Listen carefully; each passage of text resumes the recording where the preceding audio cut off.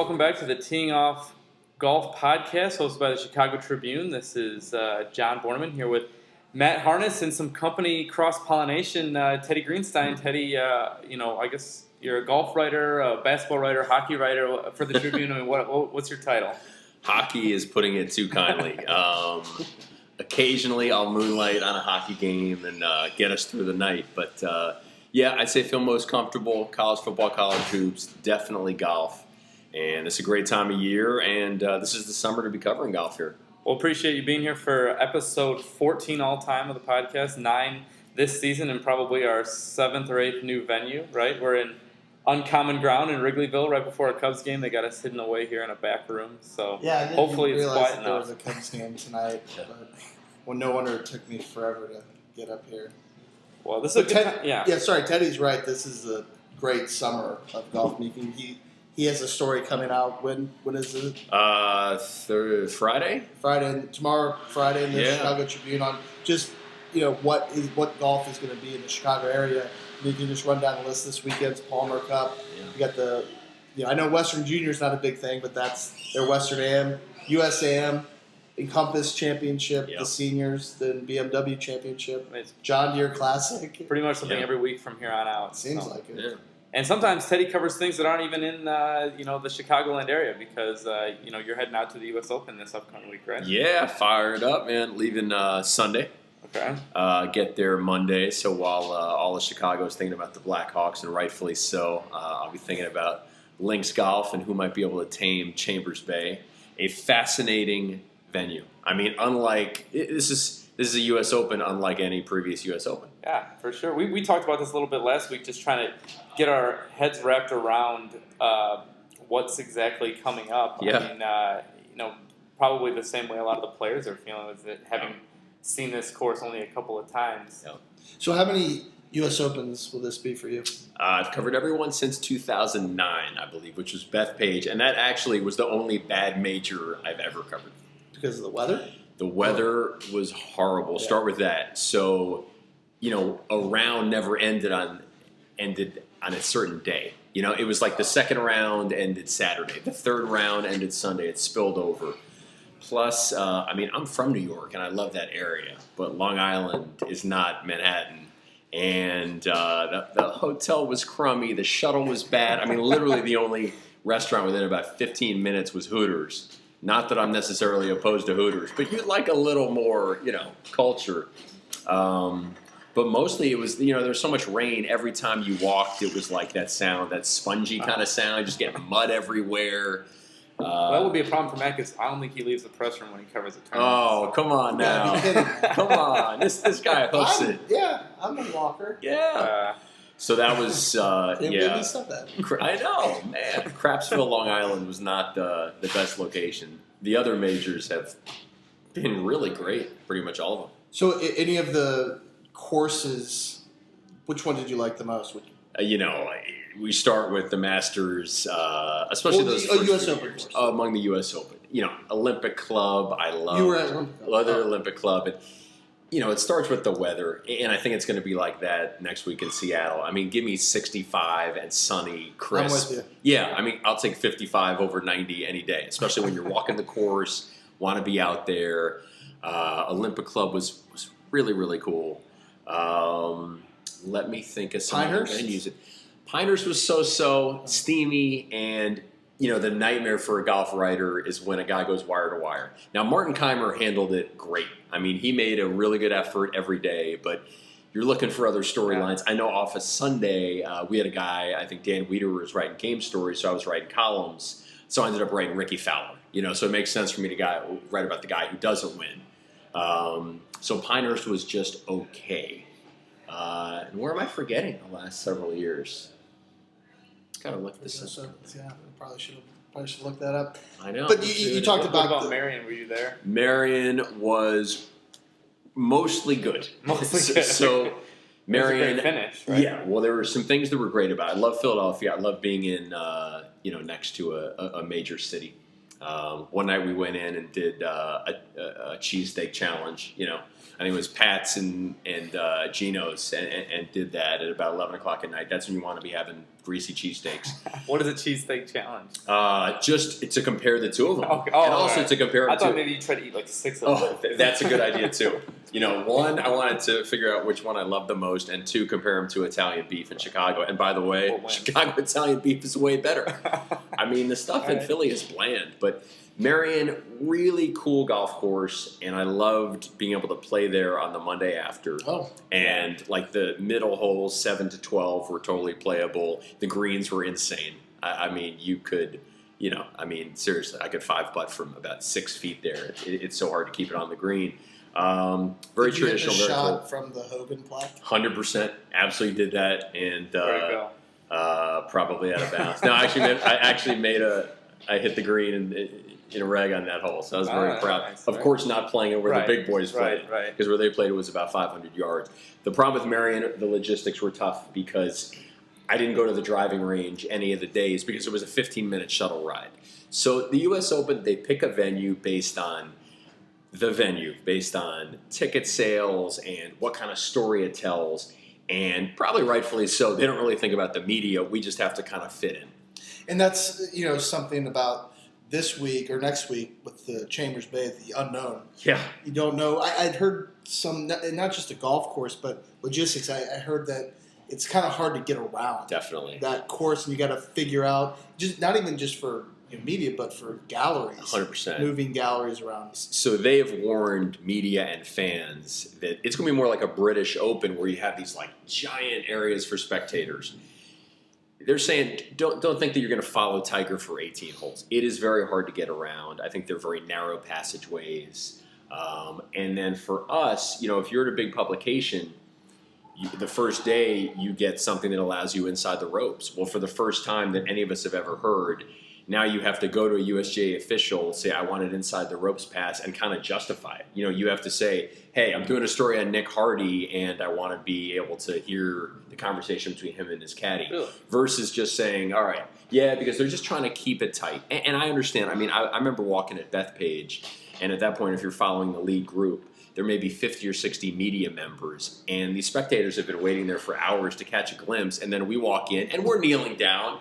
Of course, the New York fans were very sarcastic. We would walk past and they'd say, hey, you guys doing a great job. Really, thanks for coming in our way. Totally reading. Yeah. So you have to justify why you want an inside the ropes badge. But yeah, it's among the mysteries surrounding this venue. It's possible that I just haven't paid attention to this before, but this is now the second thing I've heard about the USGA warning people in advance of the US Open. They warn the players, get out there and seat a bunch. They warn the fans, don't think you're going to be able to watch the whole same group the whole time. John is waiting for this. I am waiting for this disaster. to be a disaster of a U.S. Open on this course. I doubt it. I really doubt it. And there's no way it's going to be worse than Bethpage. We're no around it. Although, that said, here's what I worry about. I kind of like all the quirks. I like what Mike Davis is trying to create. He wants you to make it where if you have a 180-yard shot, you don't just say, oh, give me the 7-iron. He wants you to say, wait a second, what's the wind doing? Do I want to run this in? What angle am I coming here? Where is my miss? He wants people to think through every shot and have different ways to accomplish it. Maybe aim an approach shot 30 yards left of a pin and have it feed in. The only problem with that is when you have 156 golfers, if everybody is taking a minute on every single shot, I don't want 6-hour rounds where you can't finish. Now, in Seattle, I think it's light there till 9:30 and it's not expected to rain. So, for newspaper guys on deadline, it's going to be less than ideal. But I think it's going to be incredibly cool. I mean, a couple things you guys probably know. Holes 1 and 18 can play par 4 or par 5. And they're going to, right? Yeah. And then there are par 3s right? where they can play 126 yards to 215. Yeah. I thought 240. Maybe 240. But yeah, I'm a fan. I'm very much looking forward to it. I'm still not over those slanted tee boxes. I don't think they'll be slanted. I think they'll be like 1 or 2 degrees just to Mike Davis wants to mess with people's minds. Yeah, he's done a perfect job. Right. I mean, Ian Poulter ripped the course before he even saw it. He's already lost the U.S. Open because he has going with an attitude. And then you read Jordan Spieth saying, he embraces it.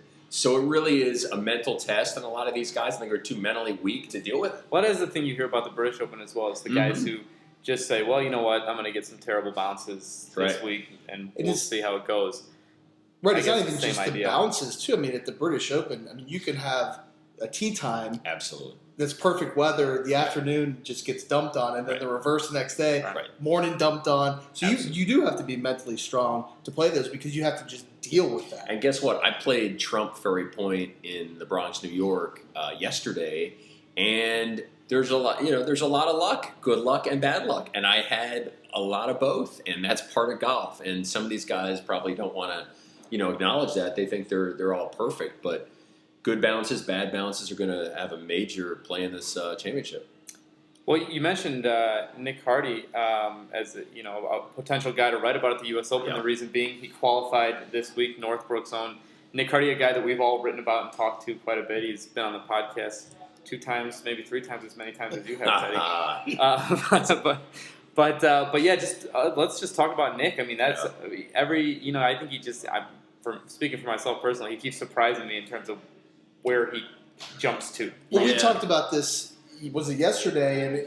And maybe 2 days ago. I said, why not? I mean, why can't he make the cut? Because every time he goes to something like his first Western Amateur, he makes the semifinals. Right. He goes to the NCAA tournament as a freshman, makes a 6-foot par putt that wins them the quarterfinal match. Yep. I mean, he is almost stopped surprising me what he can do. So why not? I mean, it's a new course. It's going to be new for everybody. Now, if it's an old venue that people have played before, he probably doesn't have that experience. But I don't see why he can't make the cut. That is a great theory. Believe me, I hope you're right. I love having a local angle. I've known Nick now for just about a year. I first heard his name in connection with the Merit Club, which is a beautiful track up in Libertyville. Michael Jordan and Urlacher are among the members, and I get to play the member guest there pretty much every year. And so they talked about this Nick Hardy, who shot 63 and had the club record for a little while. So I was certainly intrigued. And then last year for Western Amateur Media Day at Beverly, Nick was there, and I asked if I could play with him, and I did. Played 18 holes. I understand he might not be talking to you anymore because you lost a match that day or something like that. Well, if that was the case, then a lot of people would not be talking to me. I drag a lot of teams down. Matt and I keep talking about beating you guys that day. It's probably my crowning athletic achievement. Absolutely. But we still marvel at some of those flop shots you were hitting from. Oh, really? Were they intended, or they were just shanks that landed soft? I do remember now. 20 yards. You had a couple of ridiculous up and downs. Over a tree. Meanwhile, Nick's shooting like a 68 that looks like he's not even trying. Here's what I remember. I believe he had... Did he have 3 or 4 birdies? There were 2 kick-in birdies, and maybe 2. He stuffed 2, couldn't make a putt, and shoots 3 or 4 on. Yeah, he's so annoyed. He played a bogey-free round, right? And I think he shot 69 with 2 kick-in birdies, and of course he was upset about it. So I hope he shoots some 69s out at the Open. But here's my concern. I mean, if you look at his performance as a freshman at Illinois, it wasn't great. I mean, and he ended up. Even the NCAAs, did he end up in the 30s or 40s? Yeah, or something like that? Area, yeah. Well, Luke Donald won the NCAA and, so he had a lot of 72, 73, 74 this year as a college golfer. I hope he can turn it on and do great things. But, man, odds are against him. Yeah, if nothing else, I mean, it's an experience. Oh, it's incredible. He's already, he qualified for the US Open. It's amazing. And just because when I talked to him Monday after that, I mean, he talks like he expects to be there. And, I think John and I have talked about this. And you probably know, athletes, you cover professional sports and, high-level college athletics. They have a different mentality. Yep. You have to think that way in order to do that. It's maybe the visualization. I go out to a golf course, I'm like, I just hope I break 80. And if I don't, I'm like, oh well. Yeah. I don't go out there thinking like I'm going to try and break this course record. Not that I'm good enough to do that, but they do think differently. I asked him where do you rank making the U.S. Open? He's like, well, I don't want to rank it because I want to go there and win it. That's right. So I'm thinking if I make the U.S. Open, that's the best thing that's ever happened in my life. Right. I think I'm going to miss every putt, and if 1 or 2 go in, it's like, hey, what happened? I must have done something wrong. And those guys think they'll make every putt, and the ones they don't make. They think there was something wrong with the grass. They think the grass, or Jack Nicklaus, he had a line at one point. I've never missed an important putt because in his mind, if it didn't go in, it still wasn't a miss. It still somehow wasn't his fault. So, Nick, when I talked to him a couple weeks ago heading into the NCAAs, we talked about him not being so harsh on himself. Like he's a big mutterer. He gets angry with himself. So Mike Small, the Illinois golf coach, has talked to him a little bit about, man, enjoy where you are, enjoy the good shots, take pride in where the team is. Don't be so harsh on yourself. So that's something he's battled. No, you're absolutely right, and it's something that I think he's going to have to, because you're going to have more misses than hits right. in golf. I mean, when you're playing that much high level golf, I mean, you're not always going to play your best. I mean, look at we marvel at Tiger Woods, that consecutive made cut streak, just how incredible that is. And then you look at a guy like Rory McIlroy, all the greatness, he still misses cuts. Yep. When he went over to for that Irish Open, I mean, he played terribly. Yeah. So you have to learn to balance that, because if you beat yourself up too much, you might not have a long career. Right. For me, I try to make my bad holes bogeys instead of doubles or worse. And for those guys, their bad holes have to be pars. Especially at a U.S. Open. I mean, I was reading I think probably a Golf Digest story on that very recently, and I mean, Nicklaus with 18 majors, I think, said something like, I played really well in 5 of them. So, I mean, you just have to scratch it out. And, I mean, nobody has 4 good rounds. You hope to probably have 2 really good rounds, another decent, and then one where you just survive shooting, say, 73. Well, what's the, of all the majors you've covered, whether it's Masters, PGA, US Open, what's been the best performance that you've seen? That's a great question. Because you covered the three here, PGA, the U.S. Open, and the Masters, the 3 in the United States. How many have you covered total?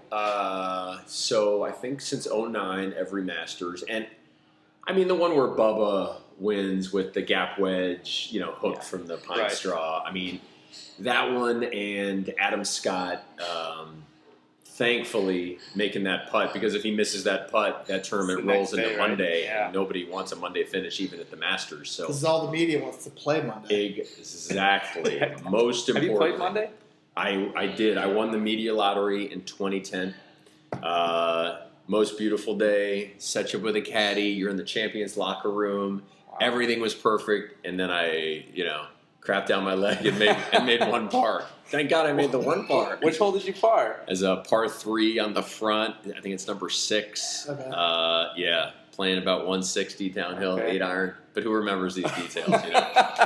But it just makes me want to go back even more now, but if you win the media lottery, you can't apply for another 7 years. I was going to say 7 years. That's how long. Like, how many people win the lottery? I think it's 28, but there's so much mystery shrouded in it, because nobody knows if it's a little rigged, totally rigged, not rigged at all, and the numbers seem to change from year to year on how many people win it.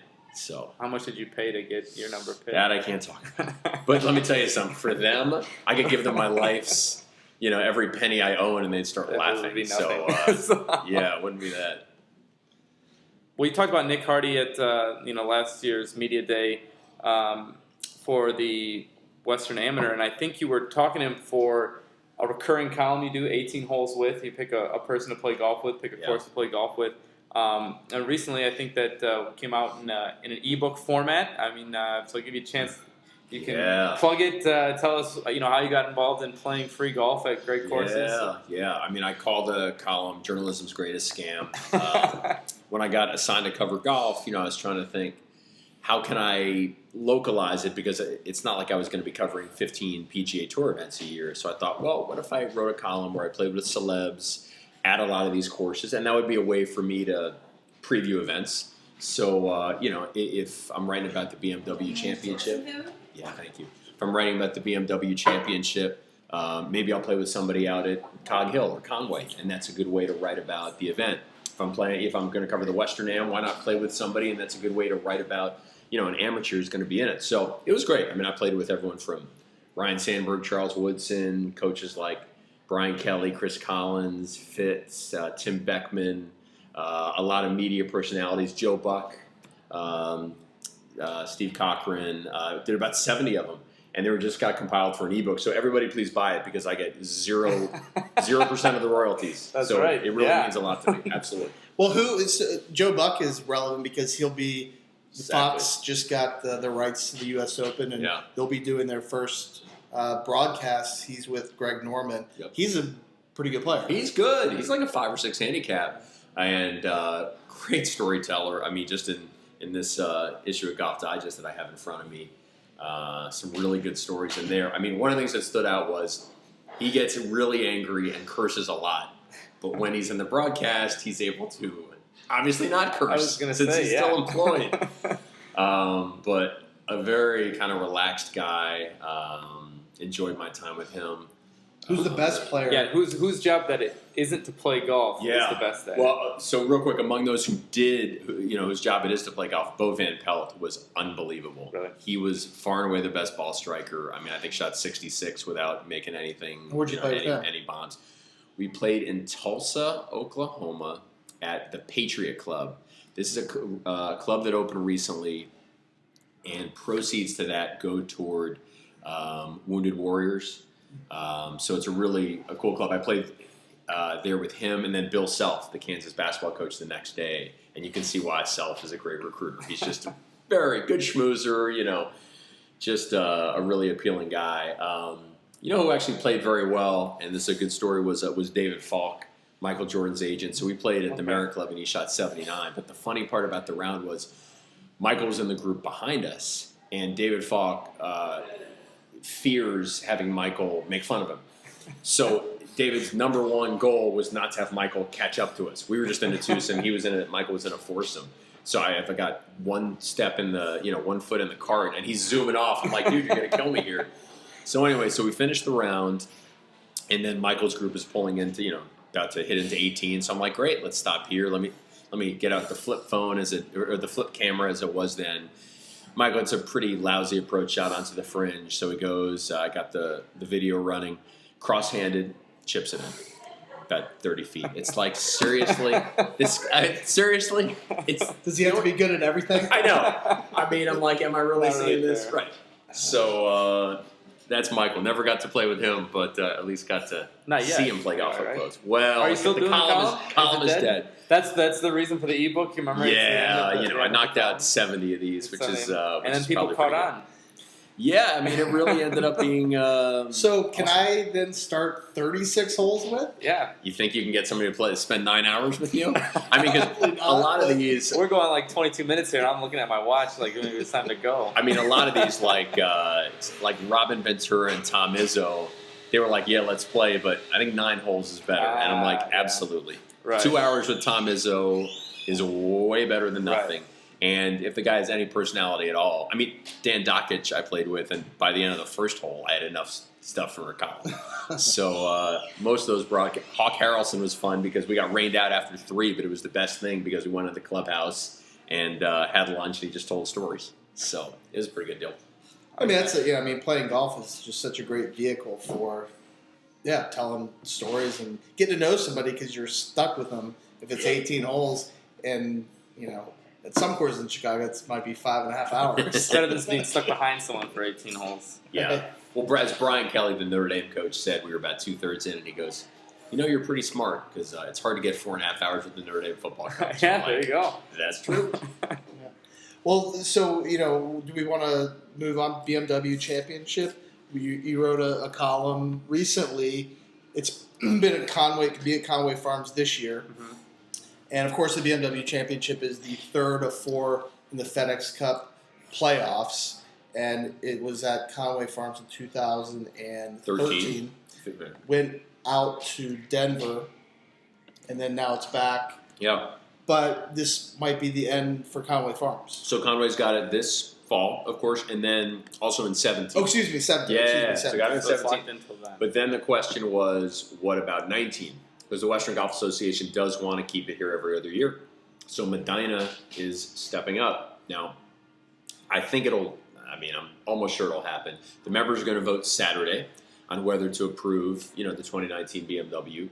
I think there was a little bit of thought about maybe they could have it on course number 1, which was renovated.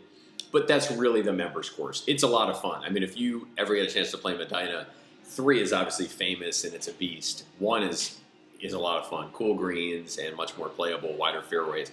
But they decided, no, Number 3 is the tournament course where they've had the Ryder Cup and all those PGAs. So if it's going to be out there for BMW, it's going to be at the Big Boy there. Okay. So what do we think about that? I mean, remember we've had conversations with Tom O'Toole, was it from the USGA, where we talked about like, golf courses you consider when you consider Chicago, and there's really only a couple that you even have the infrastructure and that's the biggest thing, Teddy, right? Is just the logistics of being able to move 30,000 people around, every day. You just can't do that at a Skokie Country Club. No doubt, and Chicago, which has the course to do it, but doesn't really have the interest or the room. Medina, those members are wary because they've had PGAs there, and of course the Ryder Cup, and they've spent all this money to renovate a lot of those courses. A BMW fits them now because it's only 70 players, and it's in September, so they'll get good crowds, but they won't get great crowds. So that makes sense for them. Now, this summer is so intriguing because 2 clubs around us are really looking to, get sort of back in the big time in one case and in the big time in another. Rich Harvest, which is obviously hosting the Palmer Cup this weekend, and then as the Western Am. And I talked to Keith Rich out there. They're all excited about next year's LPGA event, the Crown Invitational. Right, and then they're having the NCAAs. 2017. What's interesting about out there is they're not really interested in men's events. Now, if they were offered a U.S. Open, which they never will be, they'd take it, but they love working with the ladies. It's women's golf and it's amateur golf, right? Exactly. Which is great because sometimes those are underserved, tournaments for. So it's nice that that somebody wants to host. And they had such a great experience with the 2009 Solheim Cup. They just feel like the women players are much more receptive, fun, autographs, picture taking, just willing to give their time, willing to promote. Whereas the men aren't. And then Olympia Fields. USAM is obviously going to be out there in August.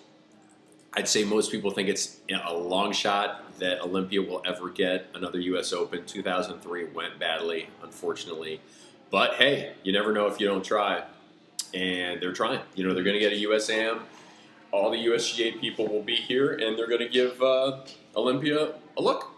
So in your experience and what other than the exposures, maybe that's the only reason. But why do clubs want to have this? Because it does, put an imposition on. Especially a major. It's weeks where the golf course is closed. Right. A regular PGA Tour event, I'm not exactly sure, but maybe a week or 2 for at least. Doesn't require, that is closed. What's the?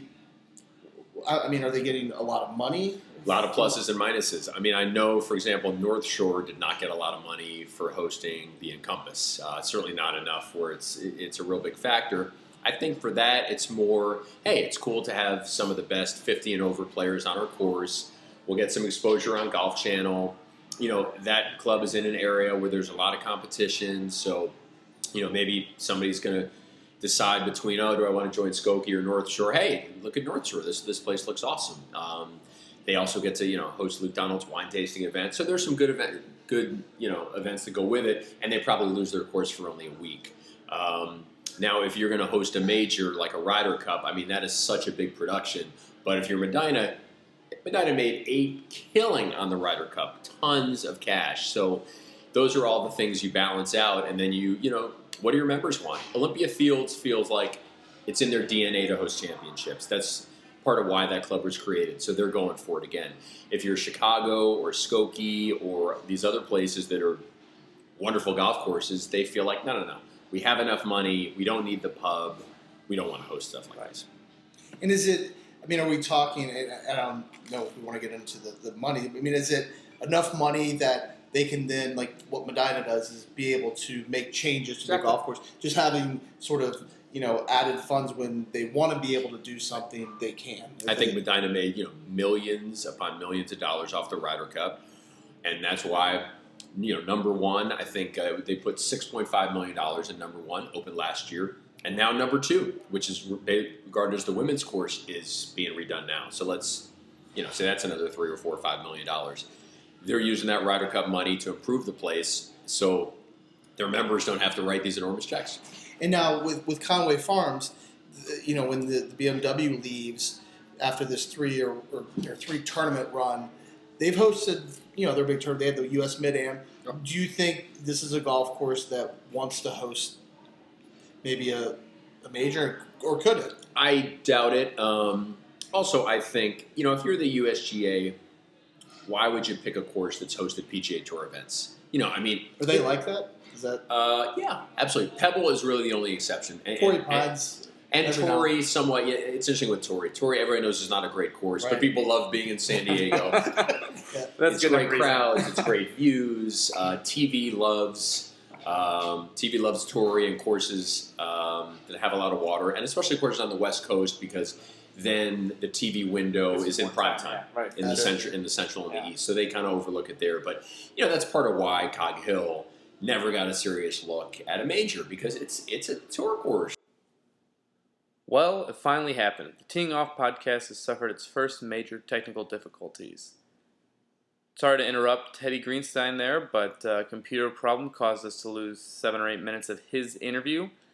The good news is, if you were coming here for the high production value and lack of mistakes, you were already in the wrong place. So we're going to make do with what we have, and what we still have is an interview that Matt and I recorded with Western Golf Association Senior Vice President of Tournaments, Vince Pellegrino. Vince is really busy right now because of the Western Junior Golf Tournament that's coming up next week in Riverside. The Western Amateur, which is in the area later this summer, and the BMW Championship, which returns to Conway Farms in Lake Forest even later in the summer. So we're going to go right to the Vince interview right now. All right, we're here with Vince Pellegrino, the Western Golf Association Senior Vice President of Tournaments. It's John Borneman and Matt Harness here for Teeing Off. Vince, how you doing? Everything's good. We're looking forward to a great summer of tournament golf. Yeah, I don't know if you remember, this is actually your second appearance on the Teeing Off podcast. We talked to you last year at the Western Amateur at Beverly Country Club. Yeah, we had a great tournament last year at the Bev, and having Bo Hosser win that championship was great. What a good tournament. Yeah. We haven't had many repeat guests, so this is quite the honor. It's mutual. Well, tell us, this year it's at Riverside Country Club, the Western Junior, that is, and we're told this is where you were a caddy as a young man. Yeah, it is. There's obviously I have very fond memories of growing up and riding my bike from Westchester to Riverside to caddy, at the Riverside Golf Club, and it's exciting to go back and host the Western Junior, which, as you guys know, is the oldest national junior championship in the country, and to go back to a place where I have so much history, and receiving the Evans Scholarship from Riverside is pretty special. And now you went on to Indiana University on that scholarship, correct? I did. So I caddied Riverside, then went to IU and graduated there, and began working for Western Golf Association not too long after that. Well, Vince, I know we've talked about this before. I was an Evans Scholar at Marquette. Got the scholarship out of Aurora Country Club, so I certainly know what the Evans Scholarship is about. But tell me a little bit, or tell us a little bit about how earning that scholarship shaped your career, and now you've come to work for the foundation that sort of doles those out. Yeah, so obviously, caddying gives you a great background in golf, and you meet a lot of great people. Through just caddying alone, it's obviously a great summer job. It was for me, and then having the opportunity to earn the scholarship was truly a life-changing moment for me, and being able to go to a university that I couldn't otherwise afford to attend was great. And ultimately, while I was at school, I interned for the Western Golf Association for 2 summers, my junior and senior year, which really kind of established the relationships that I had with the WGA and Evans Scholars, and ultimately after college, I went on to work for an Evans Scholar alum. So that wouldn't have been possible without the scholarship, and worked for an alum for a few short months prior to coming over to work with Western Golf Association because there was an opportunity, an opening at the WGA. And so having the experience of working with Western Golf for 2 summers and learning about the Western Junior and the Western Amateur, and then, obviously back then the Western Open, really shaped, my career, and having given me that opportunity to get that full-time position after school because of the knowledge I'd gained through the internship. So, but for caddying, but for the scholarship, I certainly wouldn't be where I'm at today. Tell us a little bit about Riverside Country Club. What can the players expect from that golf course? Do you have any old yardage books or notes that you might share? Back when I was caddying, it was the old, step it off and, add or subtract depending on where the hole location was at, what color flag it was. But a little more sophisticated. That's how it was when I caddied too, Vince. It's not that long ago. Yeah, it's not. I talk like I'm, 100 years old. But, so ultimately, Riverside is one of the founding clubs of Western Golf Association, which is also kind of a neat tie-in. But it's a Langford design golf course. It's a tight tree line type of course. Puts a premium on shot making, keeping you in the fairway, hitting the right spots in the greens. The greens are really where you're gonna score or you're gonna shoot a big number because there's some pretty good topography in the green. So it's around putting the ball in the right spot, hitting the right parts of the golf course, hitting the right parts of the greens, and really not get yourself in too much trouble off the tee to get yourself in a scoring position. So, it's going to be neat to go back and to take a look at some of the green complexes and put hole locations where I remember them being and some of the tough spots and really challenging, some of the best junior players in the world. So I'm looking forward to that. Well, yeah, you mentioned sort of the history of Riverside. It's one of the oldest clubs around. 1893, I think it was established, and of course, like you mentioned, it helped establish the Western Golf Association, one of 11 clubs in 1899. Does that make this event or this venue a little more special? Yeah, I think so. I think the tie back to Western Golf Association is kind of unique. I mean, we've had a lot of kids, not only receive the scholarship there, but went on to become members. Guys who are alums that came back and become members of the club. So there's a long-standing relationship with Riverside, and I think it'll be a really good test for some of today's young, talented players. We should get a couple of the details out of the way. I think we missed it when we started, but the Western Junior is 72-hole tournament, 150 players right around that mark, and it's June 15 through 18. So this Monday through Thursday, and you guys had some great champions, come through there and go on to do some pretty big things on the tour. Yeah, well, no question. I mean, when you have past champions like Jim Furyk and Ricky Fowler and Hunter Mahan and some up and coming players on tour that have won it in recent years, like a Patrick Rogers who's playing on tour now, just earned enough FedEx Cup points to get on tour.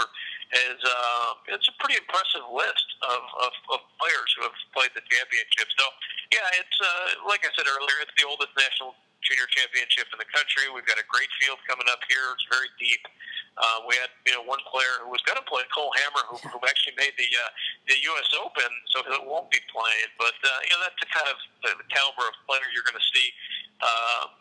Players that make the U.S. Open who are going to play in the championship, and not only this year, but in the future as well. So it's a deep field. You'll excuse the 15-year-old who actually accidentally qualified for the U.S. Open, right? We'll actually give him a refund. Yeah.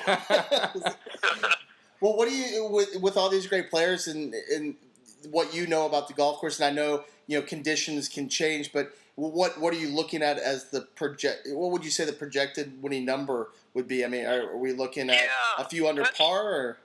Yeah, that's tough because we do start out with 156 players.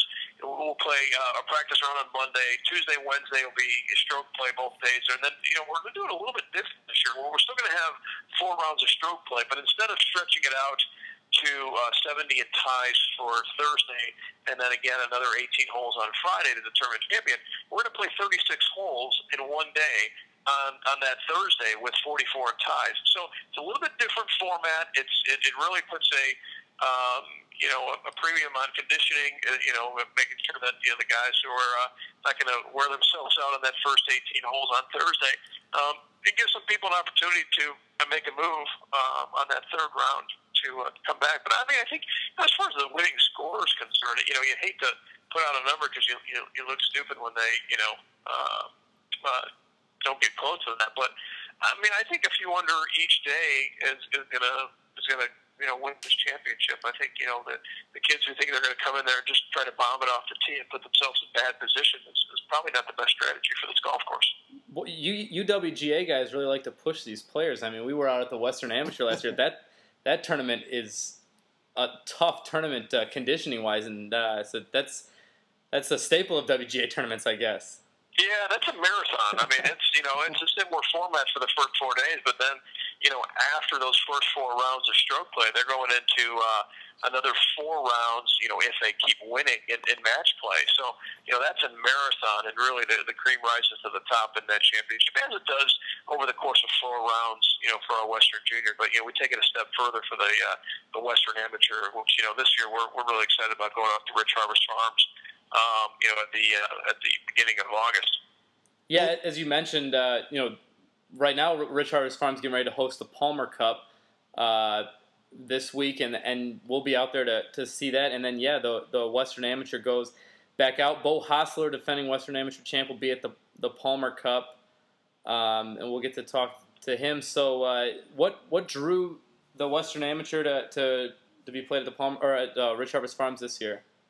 Well, Jerry Rich has been such a strong supporter of Western golf and Evan Scholars for years. We've obviously hosted previous championships out there. Our Western Junior was played out there a while back, and he's got another Western Junior coming in the future as well. But Jerry's just been a strong supporter of Western golf, and it's a tough test of golf. You take one of the toughest tests in all of amateur golf, and you play it at a place like Rich Harvest Farms, which really does test the best players in the world. We'll see that at the Palmer Cup. I think it's going to be a great championship for sure, and certainly some of the best players will get into that Sweet 16 for match play. Now, Vince, will you go out there this week to see how the course plays for these guys in an effort to get some ideas on how you might want to set up the tournament? Yeah, I think that's it's always nice to have an event of similar caliber players playing the course, prior to getting out there. So, this is actually an ideal time for us to go see it in action. Take some notes where they've got the course set up for the Palmer Cup, and utilize some of that information when we're preparing the golf course for August. So yeah, I'll certainly be out there to take some notes and look forward to seeing that competition as well. And you mentioned the cream rising to the top at the Western Amateur. We got Hostler and Nick Hardy, couple of Western Amateur semifinalists, qualified for the U.S. Open this week. Yeah, how about that? Then you also got guys like DeChambeau, who made the Sweet 16 in previous years, and C.T. Pan, who are playing with the U.S. Open, who was medalist a couple times. So you're seeing the same names who are competing at the highest levels, playing in the Western Amateur, not too far removed from the Western Amateur. So it's nice to see.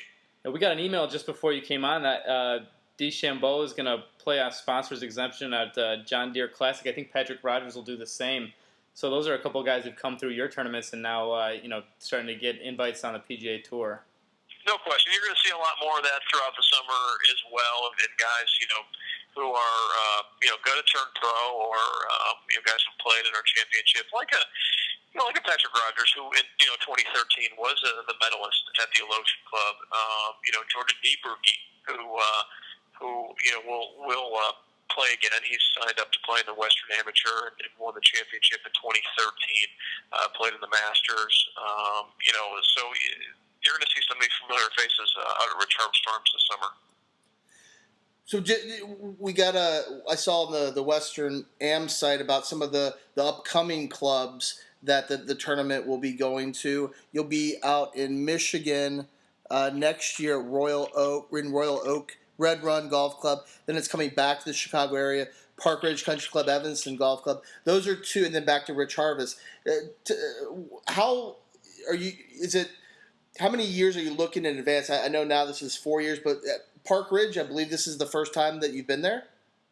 Yeah, it will be. And actually, we're going to go to Park Ridge in 17, and that'll be the 100th anniversary of the Western Junior Championship, which is neat. We moved the Rich Harvest Farms to 2019 because of everything that's happening out there with the International Crown and our events, and so we pushed that out, NCAA's as well. So we moved that off to 2019, and then in between the 17 and 19 in 2018 we'll be at Evanston Golf Club. So a lot of great clubs that have a lot of history with Western Golf Association. It's exciting for us. Well, it's a busy summer as always for you guys. Later, even looking to September, we've got the BMW Championship coming back to Conway Farms in Lake Forest. That's exciting. Always a good year when the PGA Tour comes through Chicago. Yeah, we're excited about it. We had a great championship in 2013, and building upon that success for this year, it's nice to see, already knowing that you're going to have some of the best players in the games like Rory and Ricky Fowler and Jordan Spieth, who, are at the top of the FedEx Cup points, counting on them to be at Conway Farms. And, the Conways just made so many really great course changes and facility changes in general since the 2013 championship. From the driving range and practice facilities are all brand new, and the driving range is twice the size as it was before, and the sight lines that they've created with some new tees and some new mounding and some tree trimming and removal because of some unfortunate emerald ash borer disease on the ash trees, cart paths that are 12 feet wide so spectators can move around freely. I mean, there's just so many good changes, not only to the golf course but outside the ropes as well. That is going to be great fan enhancement for the spectators traversing the golf course. But the one real big change that they did was to regrass all the greens in 007 bed grass, and I was out there this past week, and they are just in phenomenal condition, and it's going to be a real treat for the top professionals. What was the goal with regrassing the greens? Why was that a necessity before the tour came back through? Well, I don't think it certainly wasn't a mandate from the PGA Tour. It was something that Conway Farms decided that their most important asset is their golf course. They got a tremendous facility, and they want to continue to invest in that asset. And one of which is the greens.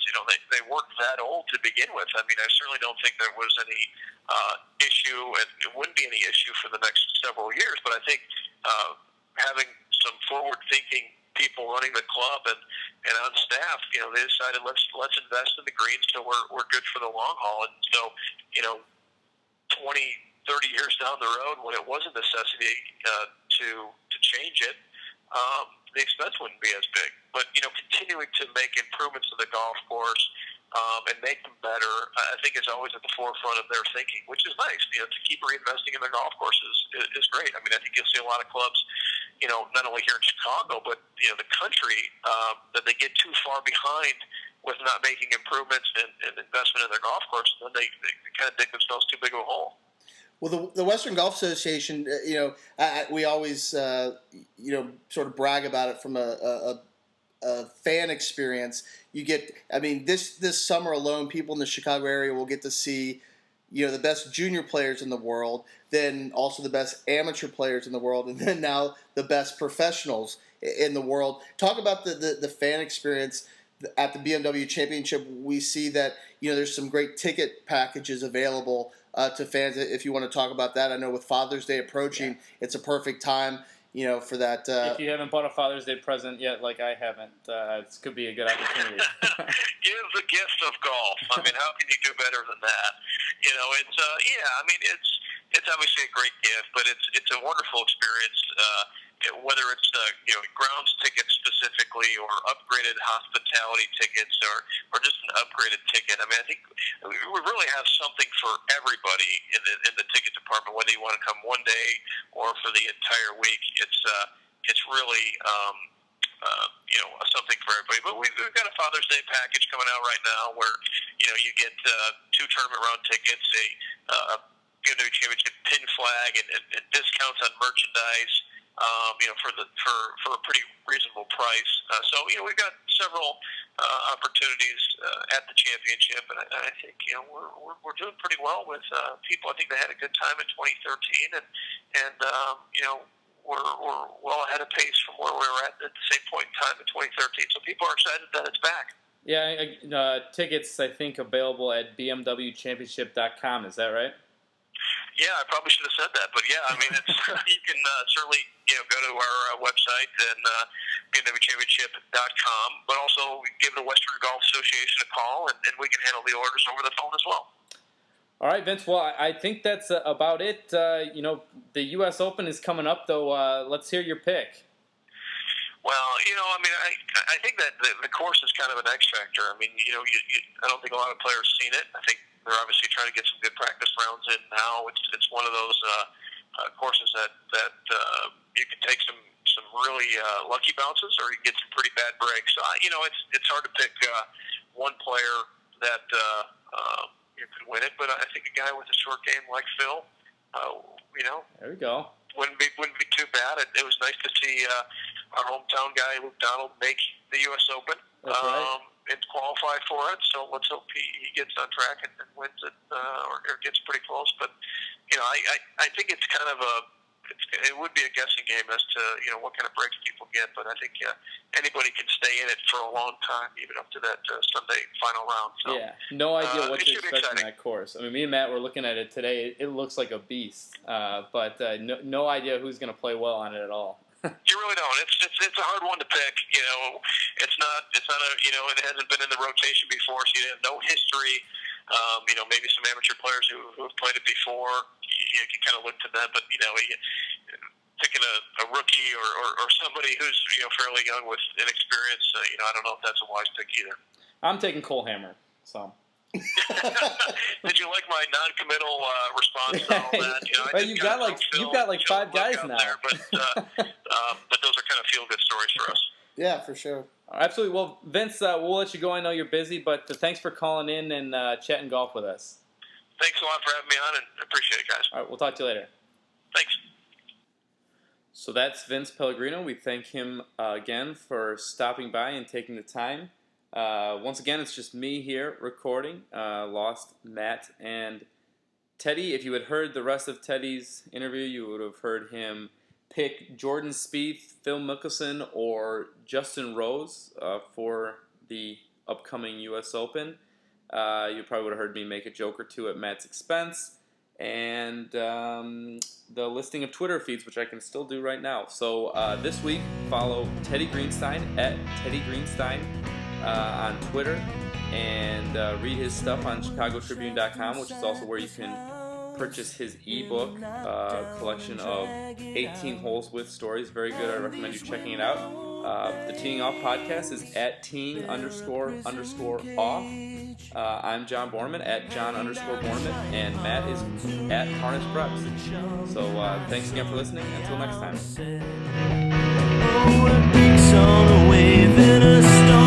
Coming, we need to be safe. God, please send us something.